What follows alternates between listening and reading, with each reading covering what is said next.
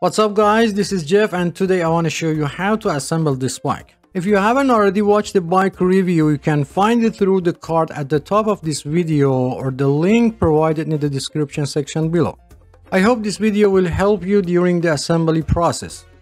Before you start assembling the bike, it's important to note that the bike comes with a 1-year warranty as mentioned in the manual. To use the warranty, you will need to submit the warranty form along the purchase receipt, the bike serial number located under the body, and the bike model. You can find it on the frame. If the bike doesn't come with a manual, you can visit the manufacturer's website to access the required information and fill out the necessary details. To assemble this bike, you will require the following tools: a Phillips screwdriver, preferably in size 2 or medium, wrenches in size 10, 13, and 15 mm, Allen wrench in sizes 4, 5, and 6 mm. If you don't have the specific 10 and 13 mm wrenches, you may utilize an adjustable wrench instead.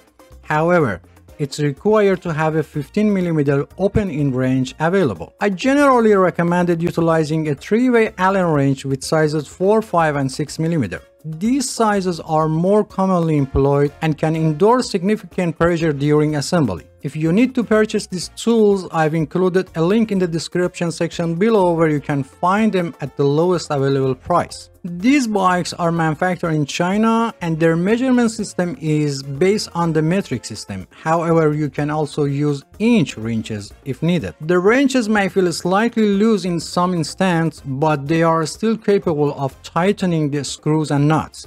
These are the size of inch wrenches that you can use. Some parts of this video are common to all bikes, and in order to be able to give you a complete explanation, I've used several bikes. So don't be surprised if you see different bikes in some part of video. Okay, let's start. First, check the box completely to make sure there is no any damage. If the box appears to be damaged when opening it, make sure the bike parts are not damaged in the damaged area of the box. Avoid tearing the box completely when removing the bike. Why? The reason for keeping the box is that the bike may have been damaged during shipping and you plan to return it to the store and you will need the box for return process. Before returning the product, you can contact manufacturer customer service and ask them to send you a damaged part free of charge. Each store considers a return time policy for itself. For example, eBay or Amazon, you have 30 days to return the product. Make sure they get the part to you before this date, otherwise return the product. To open the box, use a 1/2 inch deep cutter or knife and start by cutting the top and side of the box. Even you cut through the middle of the top, as long as your cutter blade dip stays within 1/2 inch, it won't affect the bike.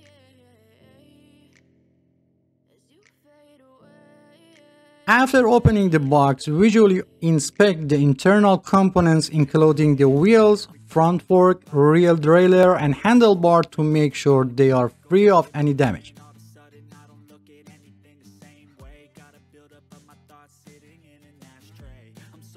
After making sure that the bike components are intact, you can take the bike out of the box and still avoid tearing the box. To safely remove the bike, it's recommended to bend your knees slightly and place the box vertically and start taking the bike out in a slow and controlled manner. Pay attention to your posture. Do not put in too much pressure on your back to avoid muscle cramp. After removing the bike from the box, do not forget to check the inside of the box completely and do not throw away until you finish assembling the bike. Many times it happened that a small screw or nut was still hidden inside the box, even under the flaps. For ease of assembly, remove all paper and plastic cover from the bike. However, be careful not to damage the paint on the body when removing them, as this may lead to rust over time. Also be sure to remove any remaining tape from the body, as it will change the bike paint over time. In the comments of my previous video, some have asked why I don't use a bike assembly tripod. Well, let me clarify that I assemble bike for regular folks, not experts, and I don't know what percentage of people have a bike tripod. Second question, why do I choose the assembly bike on the floor instead of the table? You know, while a smaller bike like 12 or 16-inch may be manageable on the table, but when it comes to the larger bike like a 24-inch and up, it's a whole different story. Attempting to assemble such a bike on the table would be like trying to fit an elephant into the matchbox. Someone else suggested that I should install the bike seat and handlebar first and then turn the bike upside down to install the front wheel. Dear friends, you have the freedom to choose any assembly method you prefer. There is no limitation. However, with your approach, you would need to readjust the seat and handlebar setting once the bike is returning to its upright position. I would appreciate your comments on this matter, as it would be helpful to determine which method is easier overall. Let's start to assemble training wheels. Press the training wheel lock and install the training wheel. If you ever want to separate them, press again the lock of the training wheel and remove it. The training wheels mentioned in this bike model are not adjustable.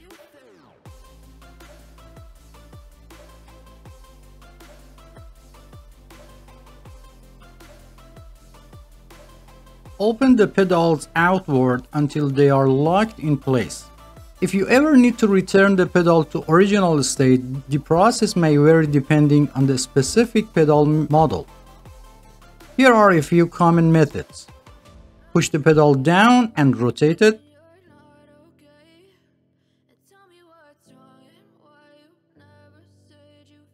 Push the pedal down, pull the plastic lock and rotate it.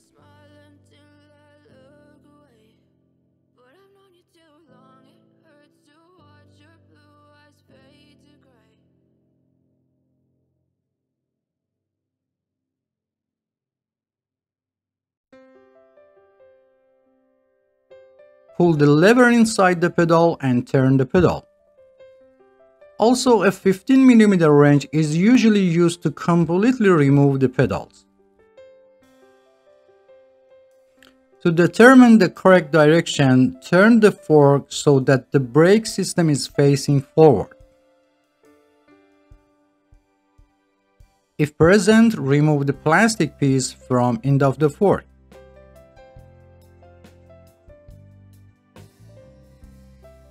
For caliper brakes or V-brakes, slightly loosen the brake wire anchor nut.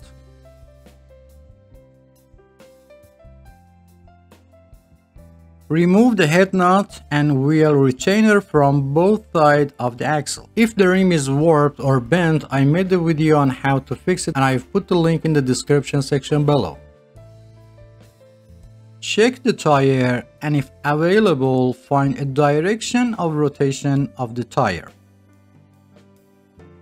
Lift the bike frame and place the wheel axle in the fork. There is a hole at the end of the fork. Insert the wheel retainer into the hole and tighten the head nut by hand. In only a few limit models, only washers are used for the wheel retainers.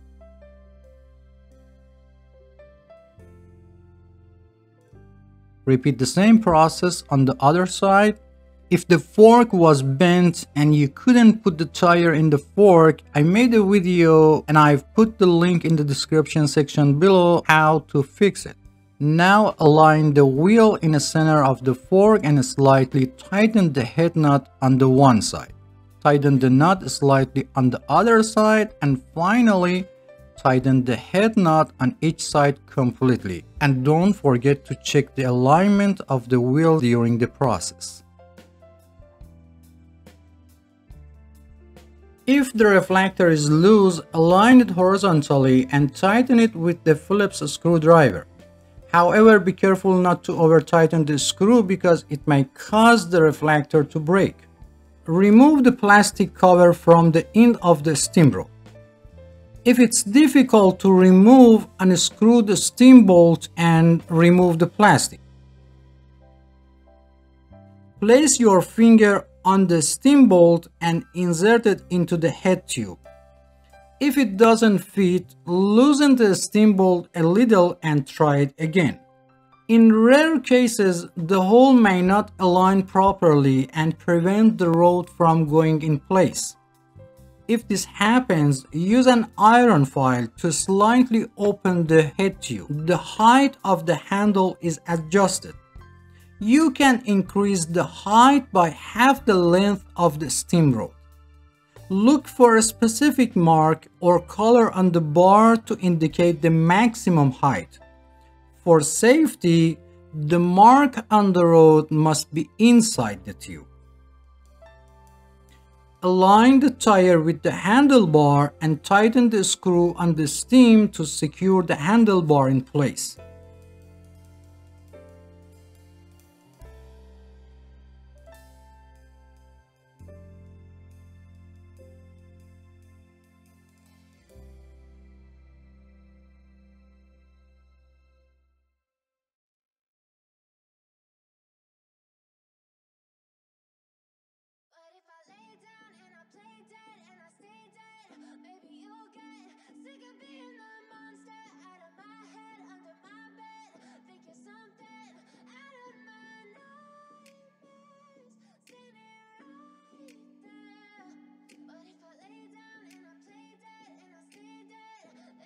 If the brake levers are loose, install them in line with the handlebar or at the 20-degree angle downward from the handlebars. Sometimes you hear a cracking sound while tightening the screw. This is normal and don't worry. On 99% of bikes, the brake lever adjustment screw is often found next to the brake handle. You might wonder about purpose. Sometimes people with a smaller hand, especially children, find it difficult to reach and hold the brake handle properly. In such case, you can adjust the screw to reduce the distance between the brake handle and the handlebar grip. If necessary, start by loosening the anchor nut that holds the brakes wire. Then, tighten the screw on the brake handle.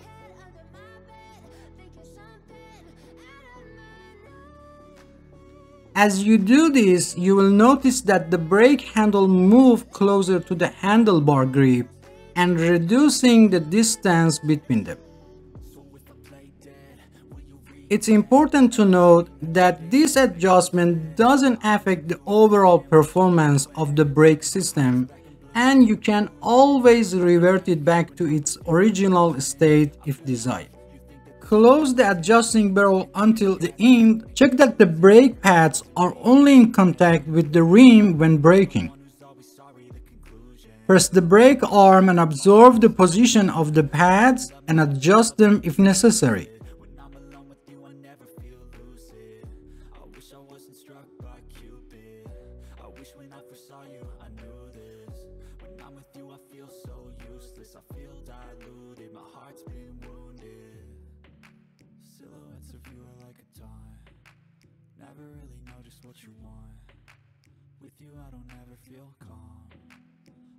To tighten the brake pads, use your thumbs to hold the pads in place as you're tightening them.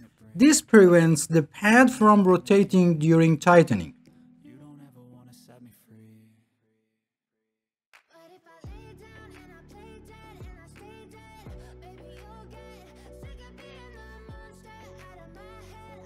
To adjust the tension of the brake cable, press both brake arms with 2 fingers and loosen the anchor nut.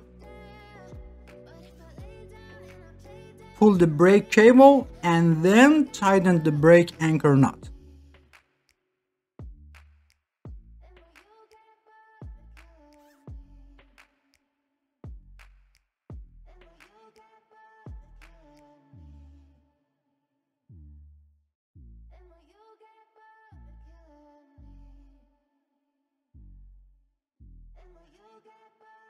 If both brake arms do not move together and you want to adjust them, you'll need the special tools or a narrow 14 spanner.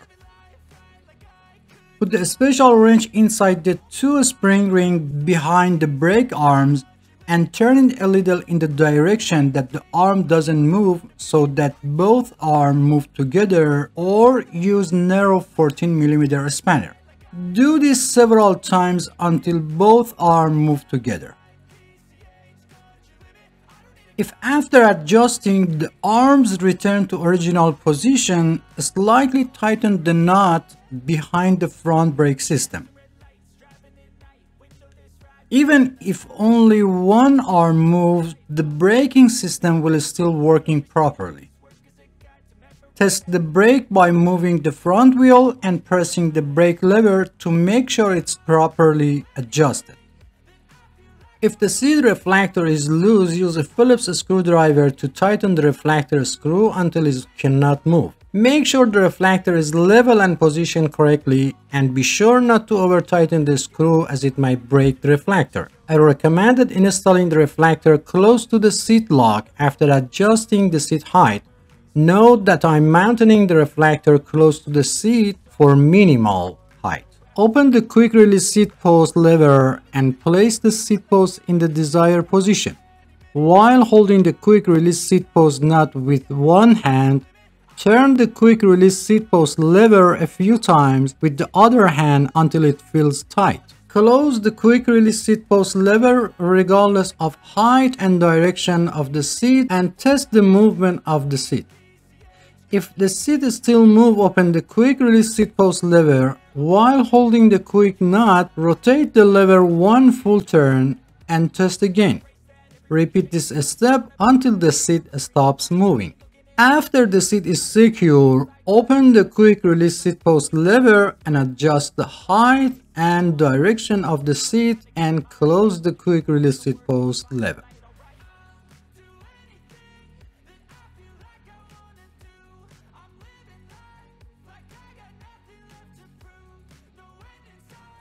If the seat continues to move after locking, you may need to tighten the seat clamp nuts. Also, if the seat angle needs to be adjusted, loosen the seat clamp nuts a little, change the seat angle, and tighten the nuts again. The height of the seat can be adjusted according to the two age group of people under 18 years old and people over 18 years old. It's important to keep in mind that the body continues to grow until about 18 to 25 of age, and then growth slows down. For children under 14, it's recommended to buy a slightly larger bike to accommodate their future growth and choose the right size for people over 18 years old. It should be noted that the age alone is not a determining factor, and body size and proportion are more important. Some people may be 10 years old but have the same body size as a 13 years old. For bikes with training wheels, it's enough for children's toes to touch the pedals and they can turn them. For bikes without training wheels, the seat height is considered appropriate if toes can touch the floor while sitting on the seat, or one foot should be firmly on the ground while the heel of the other foot is flat on the pedal, or one foot should be on the ground while the toes on the other foot are placed on the pedal and the foot is slightly bent. If for any reason the seat post falls into the seat tube, turn the bike upside down and gently tap the bike body to remove the seat post. Another solution to prevent the post from falling inside the seat tube is to install the seat post alone first and then attach the seat. This eliminates the possibility of the seat post falling into the pipe during the installation. At the end, it's necessary to check the work done and make sure that all bolts and nuts are properly tightened. When inflating tires, some people inflate the tire to the amount of air indicated on the tire. However, it's important to note that the value displayed on the tire represents the maximum air pressure that the tire can withstand. For most bikes, the recommended air pressure is between 25 to 35 psi. In another way, after inflating to 20 psi, sit on the bike to check the tire pressure. If the tire is not fully inflated, increase the amount of the air. Remember, the weight of the cyclist determines the amount of the tire inflation. To inflate the tire, first remove the valve cap and then put the air pump head on it.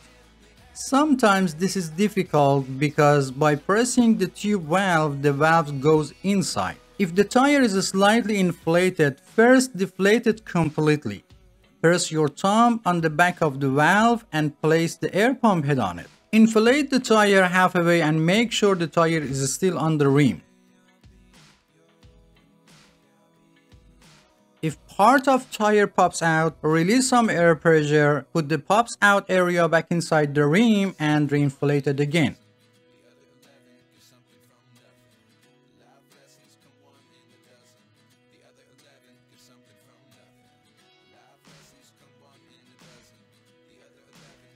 Over 90% of bike tubes have a Schrader valve, while the rest have the Presta valve. For Presta valve, you either need an air pump that supports this type of valve, or you need a converter to conversion Presta valve to Schrader valves. To inflate the Presta model, first tighten the nut holding the valve on the rim, then remove the valve cap and open the nut above the valve all the way.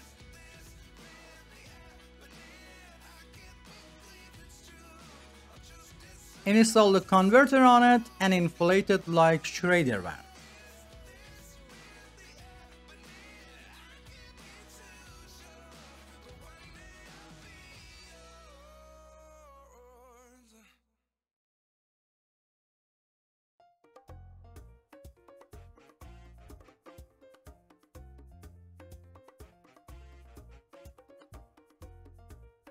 After inflating, first remove the air pump head, then remove the converter and close the nut above the valve again.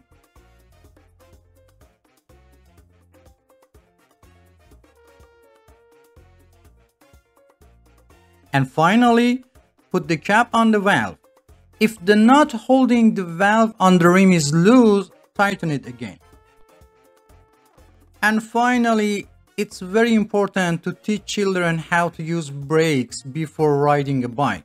Many accidents of children with trees or walls happen because they are not familiar with the braking system. So spend at least 10 minutes and teach them, and don't forget the helmet. If you have any question, please provide specific details or timestamp from the video so I can better understand your question and provide faster help. If you enjoy the content, please subscribe to the channel for support me and turn on all notifications to be the first to know about new videos. Feel free to visit other parts of the channel. Thanks for watching and don't forget to hit the like button. Until next video.